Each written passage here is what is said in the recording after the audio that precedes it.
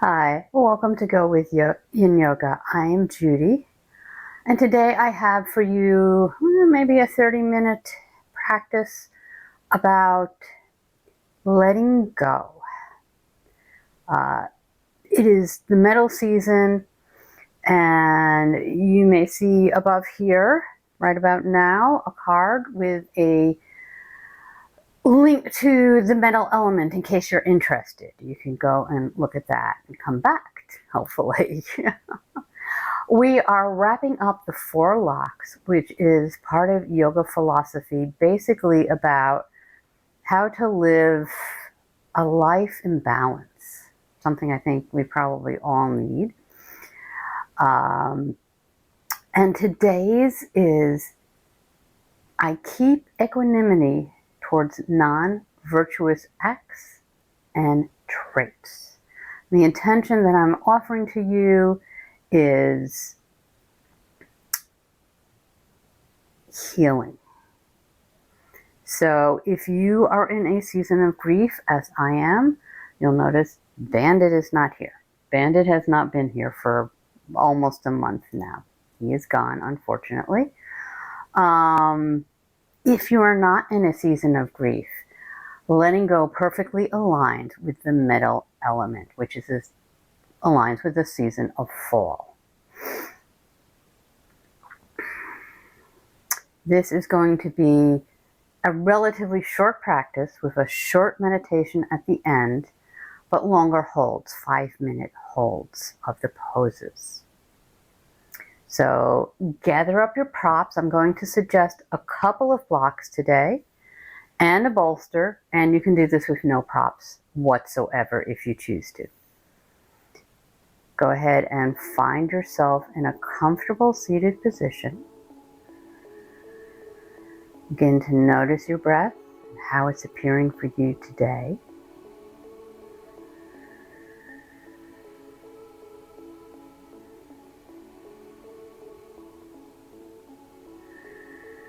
Taking slow, deep breaths.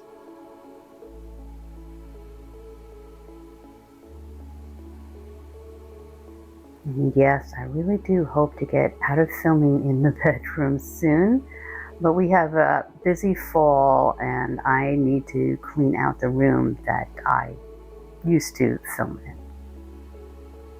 Meanwhile, you get lots and lots of practices that you can practice in bed, which is a pretty awesome way to practice in yoga.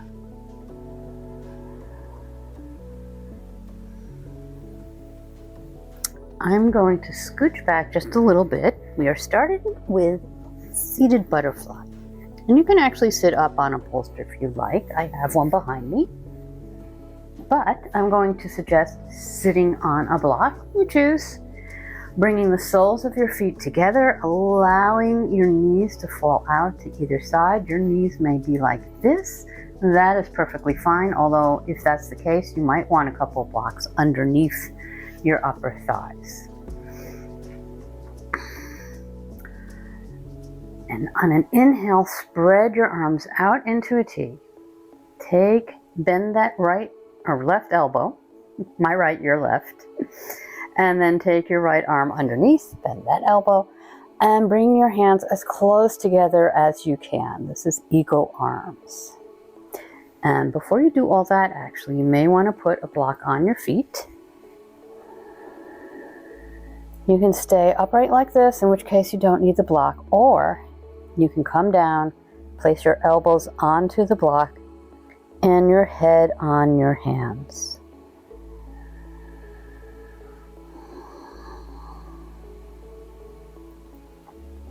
And I will cue you when to change the cross of your arms.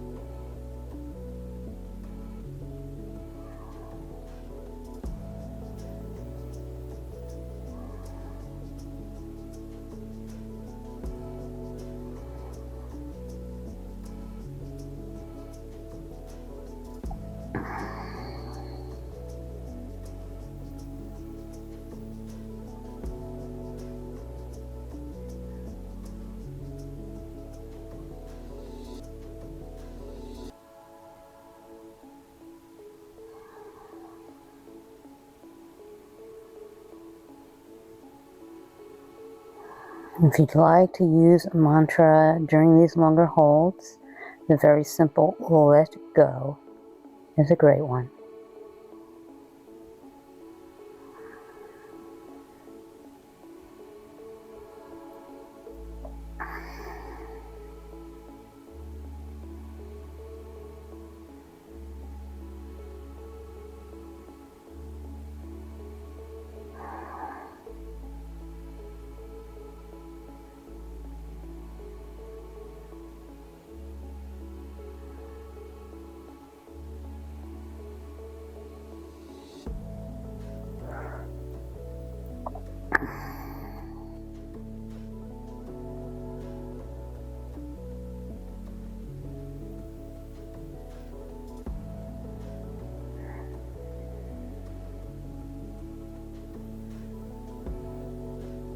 Let go.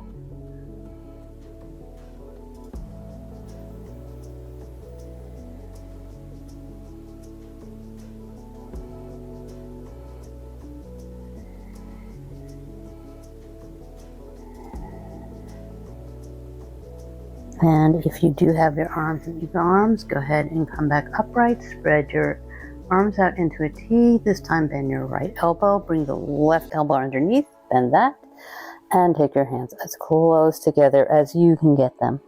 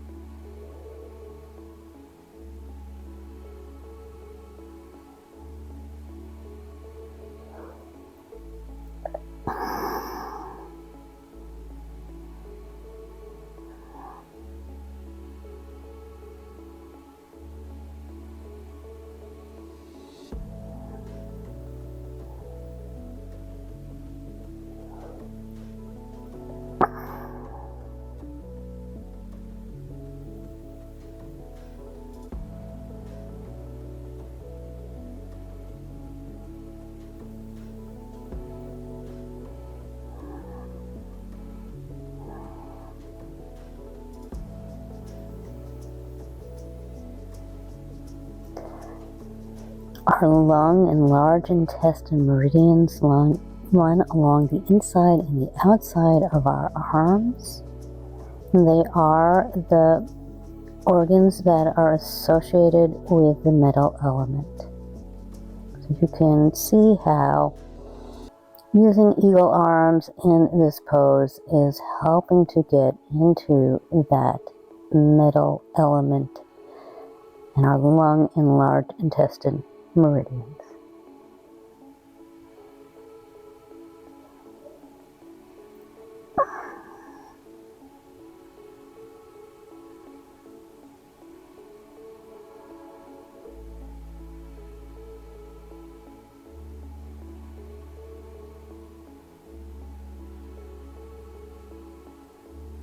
And the last couple of breaths here.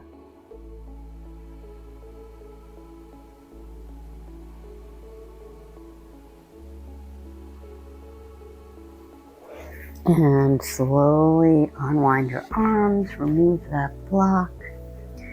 Take the soles of your feet to your mat, a little bit wider than hip width apart.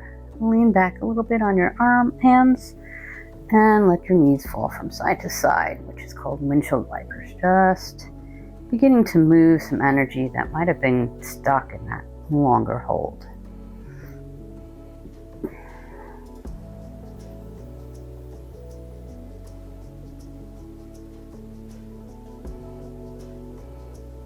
And allow your knees to come back to center. Come on off that block, set it aside. You may or may not want it for our next pose, which is caterpillar pose. So you are sitting in basically staff pose, and you have your feet towards the short end of your mat. Grab that bolster if you're using it, and take your knees right on top of the bolster and wiggle around till you feel comfortable. You might, like I said, want to be seated up on something to raise your hips a little bit. Go ahead and cross your hands and hold on to the sides of your feet. If you can, get a finger, I'm using my middle finger, and press into the ball of your foot, roughly between your second and third toes. This is kidney 1. So I did want to talk just a little bit. Again, we will cross the switch of our arms halfway through, and I'll let you know when that is. I did want to talk a little bit about the 4th lock. That one's kind of a hard one for me. So keep equanimity towards non-virtuous acts and traits. What does that mean? So if you see someone doing something that you feel is wrong, that you feel just makes your blood boil, maybe try and bring something like that to mind. The better way to keep yourself in balance rather than confronting them is not to confront them. Confronting them can possibly escalate the situation. It is certainly not going to keep you in imbalance. Now let's say it's something that's illegal, okay? That doesn't mean you can't go and call the police after you've walked on by. Just don't confront them while you are angry. And basically, don't react, right? Take a breath. Don't react. Walk on by.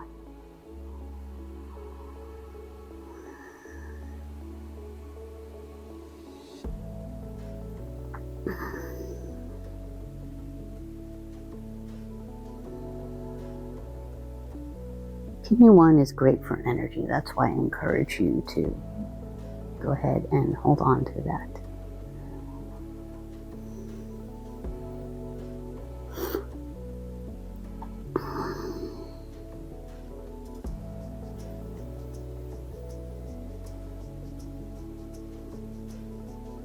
And see if you can relax the muscles in your body,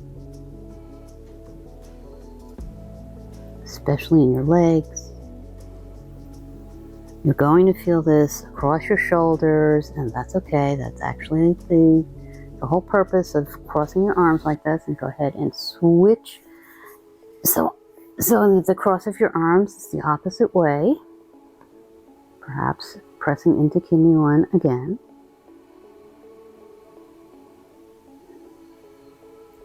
So by crossing those arms, you're helping to open up the back of your body. That allows you to take deeper breaths. See if you can feel that. Feeling those lungs, bringing in peace, comfort, healing.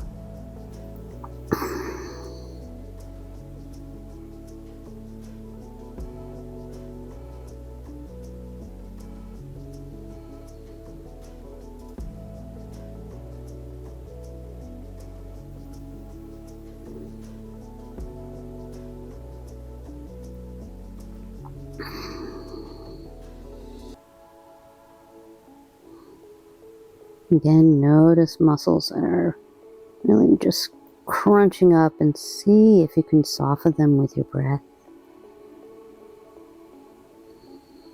Can you in your mind send that breath to anywhere where you're contracting? and just let go.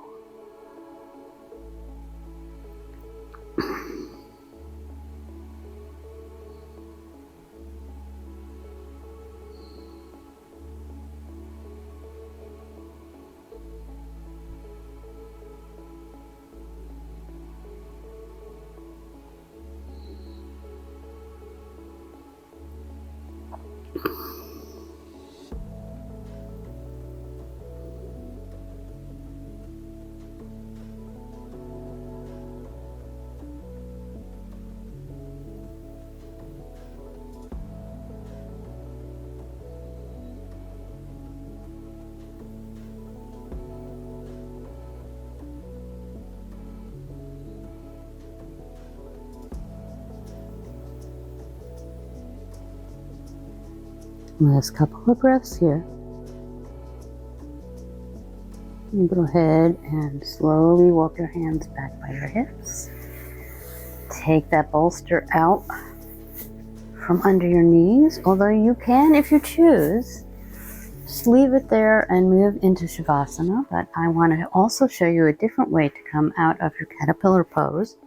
And go ahead and bend your knees, have the soles of the feet on your mat. Take your hands a little bit behind your hips. Go ahead and press into those feet to raise those hips, and just move the hips a little bit from side to side. Again, letting energy flow to any place where it's stopped and stuck. And then you can take your legs straight out behind you. Maybe before you move into your Shavasana, you might want to take your hands into your low back and begin rubbing. This is, again, for your kidneys. You're very vulnerable during the yin times of year, and basically pretty much all year round, especially if you're a postmenopausal woman like I am. This helps to protect them. This helps your low back. It helps warm your kidney area. They like to be warm. And it helps you feel fresh energy. Okay, go ahead and find your Shavasana as I keep the time for you. And I just want to talk just a little bit before I leave you in silence. I wanted to talk a little bit about grief and caretaking, things I know very well. Actually, and I misspoke, by the time you see this video, Bandit will have been gone a couple of months, but as I'm filming it, he's been gone a month. So one of the things that I've learned over, I'd say, the last 5 years, maybe the whole 10 years that I was caretaking for my parents, I was not 24/7 taking care of them. But there was a lot of time involved, a lot of time away from home, a lot of time driving, taking care of, the child becomes the parent sort of thing. There was a lot of that. And you've always heard, and this is going out to the people who are in caretaking or have been in caretaking, you've always heard how you have to put your oxygen mask on first, how you can't pour from an empty cup. That's true. That's absolutely true. But I can't tell you how many times I went to my parents when I felt 100% crap, when I felt unwell. I didn't always. There were times when I was so sick I had to stay home. But, they were on their own. They were alone. Sometimes I had to be there. Things were going on and I had to be there. And this happens when you caretake very often, unless you're very, very lucky. And it got so bad that a couple of years ago, we had gone on a trip and we came home and we both got COVID and we were both really, really sick. I mean, I'm still 2 years later, I'm still regaining energy. I still say I never want to be that sick again. So we've been very busy in the last few weeks. We've had a big trip, and then we had a smaller trip to visit with some relatives. We have another visit with relatives coming up in a little while. And so one of the things I have learned from those experiences is sometimes I have to put my foot down and say, no, I cannot do this. I know it needs to be done, but if I do this, I am going to get sick. So boundaries, right? Sometimes we have to have those boundaries. Okay, I'm going to be quiet now and relax in your Savasana until you hear me speak again.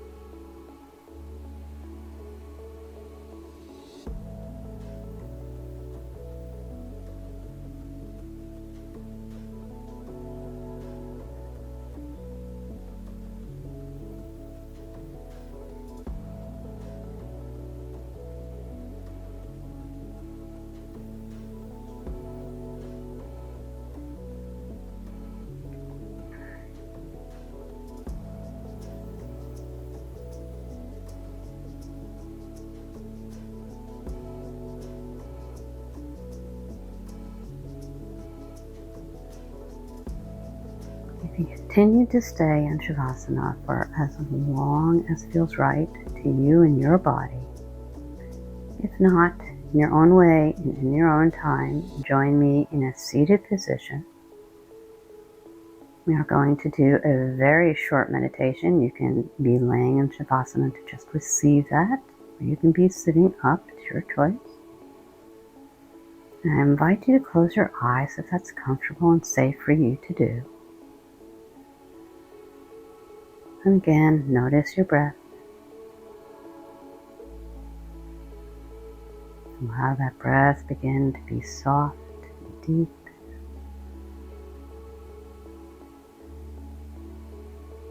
Remember that you are free to do or do not any of the things that I suggest during this meditation.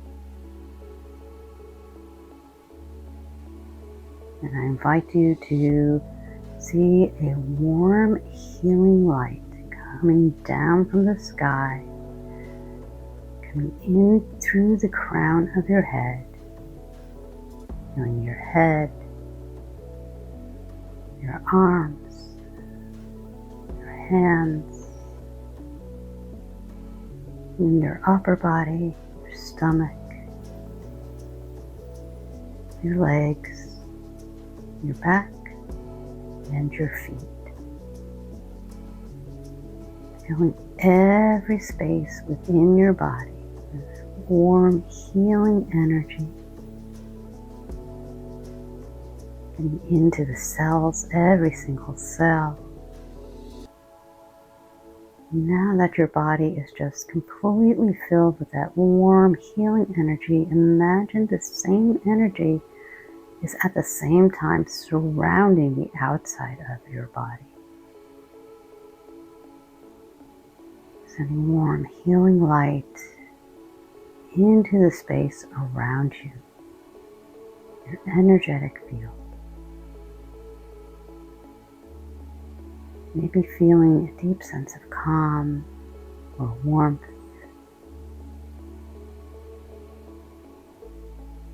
Breathe in peace. Breathe out, let go. Breathe in comfort. Breathe out, let go. Breathe in acceptance. Breathe out, let go. Breathe in courage. Breathe out, let go. Breathe in contentment. Breathe in, let go. And sit for another minute in silence, just feeling that soothing, healing, warm light around your body and inside your body. Just bask in that light.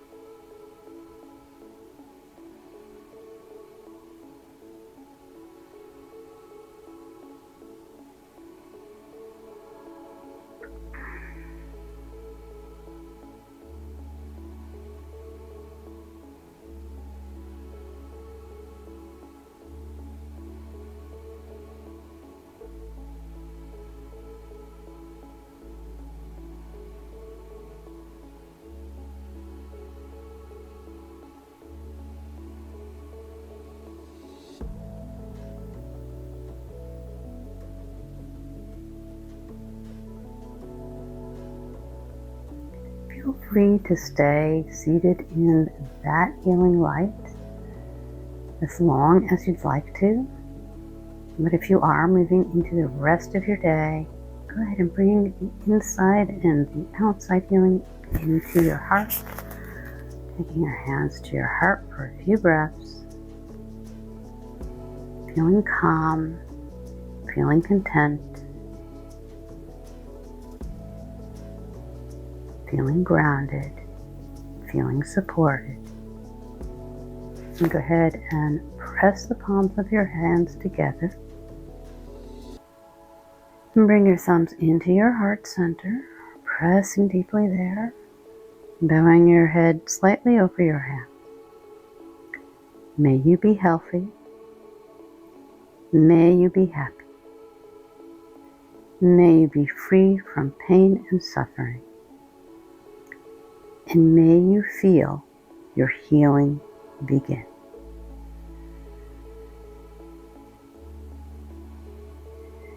And go ahead and allow your hands to fall into your lap, onto your thighs, and slowly blink your eyes open, taking in your mat, raising your head, and taking in the rest of your room. I hope you found some healing in that. I think I'm going to try and take that and also put it as a standalone meditation.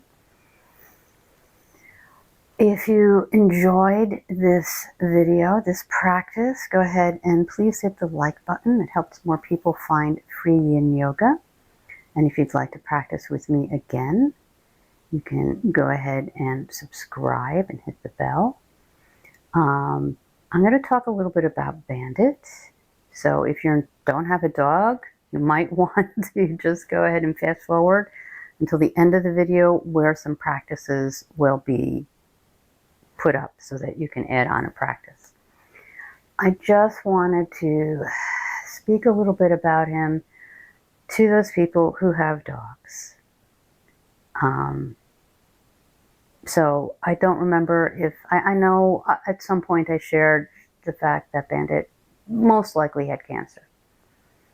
And in hindsight now, looking back on things, I think it started a couple of years ago. Originally I thought a year ago, but I had a memory come up on Facebook the other day and I'm like, this started a couple of years ago.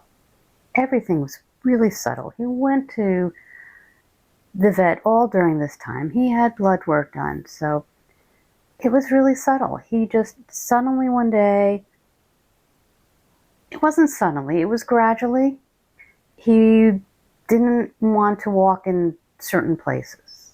And this was a dog who went hiking with us. When I first had him, he went running with me. He was a very active dog. But I just chalked up. He was getting older, and, you know, that's what I chalked it up to. But 2 years ago, we had trouble with getting him to jump into the car. And a year ago, for sure, we had a lot of trouble. It happened a couple of times. In fact, that time we did take him to the vet because we said, this just isn't normal by that point. And we started him on new medication for arthritis, and that seemed great at first.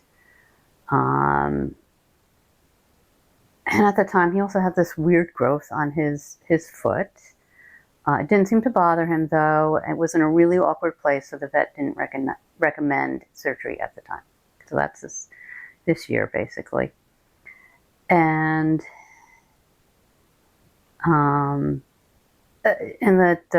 anti-inflammatory worked great for a while, and then it wasn't working so great, and so we started him on some injections, and that seemed to make him a new dog for a little while, but none of it lasted long. And I just kept chalking it up to old age. And then one day he started to gnaw at that growth. He got blood all over here. One day he got blood all over the carpet downstairs. And so, you know, of course, we went to the vet, and they're like, yeah, we think he should probably have this removed now. We think maybe he's infected. So we, as you may or may not know, we did surgery. That's why I've been in here for so long. He had surgery, came through it just fine. His blood work was okay. This was like June. And it was an intense summer with him because he had to be watched all the time. It was very, very intense time. At the same time, not shortly before that, my mom was going downhill and then passed away. Anyway, and then Labor Day, this past Labor Day, he just wasn't himself. He was lethargic. He was still eating, but he just was off. Nothing specific.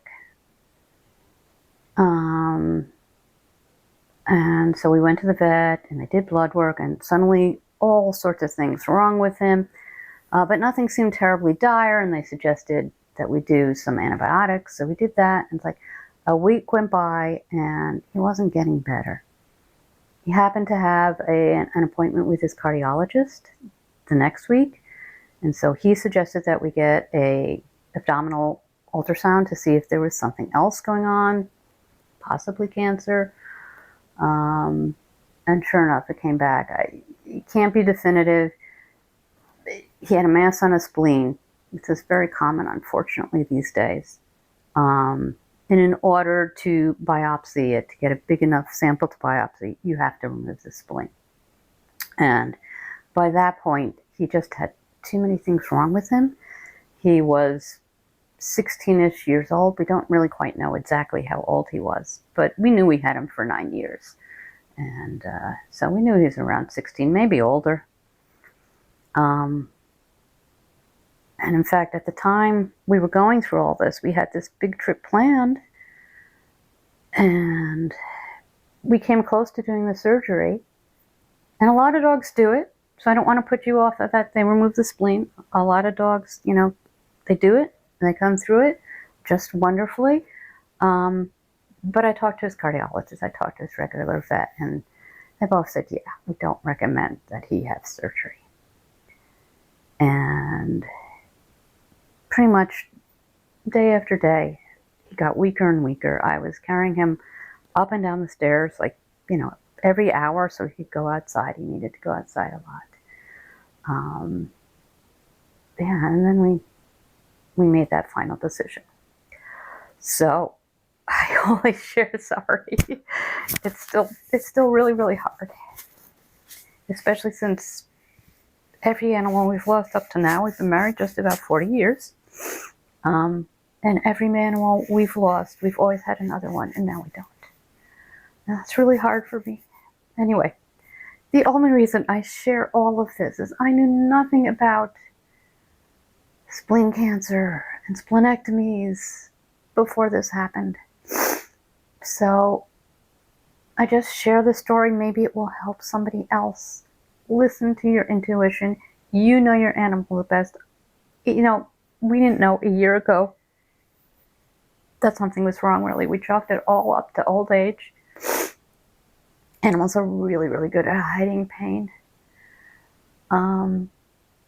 And looking back, I can see it wasn't. You probably had cancer for a while. That growth was probably cancerous. We chose not to test it. So just listen to yourself. If something's, and that's going to happen to young dogs too. And younger dogs have a much better chance of surviving the surgery for removing the spleen. It's a pretty common surgery these days. So listen to yourself. Go with your gut. Know when something just isn't right with your animal, because you know them best. Okay, enough of that. I hope someday, somehow, this will help somebody. That's the only reason I share it, because as you can see, it's still really, really hard for me. Okay. So right about now, you will see about 3 practices come up on the screen.